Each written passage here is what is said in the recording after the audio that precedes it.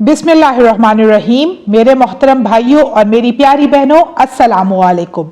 अल्लाह पाक कुरान पाक में इरशाद फरमाते हैं, बेशक मैं और मेरे फरिश्ते नबी करीम सल्लल्लाहु अलैहि वसल्लम पर दरूद भेजते हैं। ए ईमान वालों, तुम भी उन पर खूब दरूद व सलाम भेजो।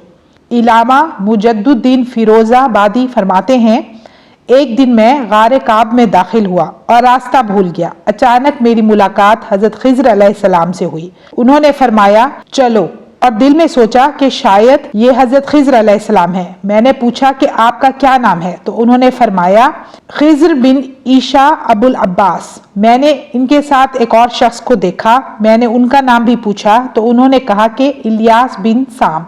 मैंने उनसे पूछा कि अल्लाह ताला आप दोनों पर रहम फरमाए, क्या आप दोनों ने नबी करीम सल्लल्लाहु अलैहि वसल्लम की ज़ियारत की है? उन्होंने फरमाया हाँ। मैंने कहा कि अल्लाह पाक की इज़्ज़त की कसम, आप मुझे कोई बात बताएं और मैं उसे आगे रिवायत करूँगा।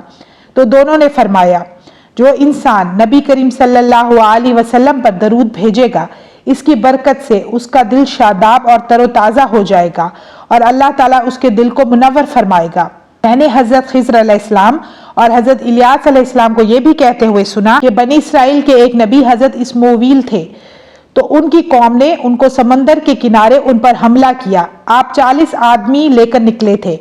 उन्होंने फरमाया हमला करो और जुबान से सल्लल्लाहु अला मोहम्मद पढ़ो। आपके असहाब ये पढ़ते गए और हमला करते रहे, तो उनके दुश्मन अल्लाह के हुक्म से समंदर में गर्क कर दिए गए।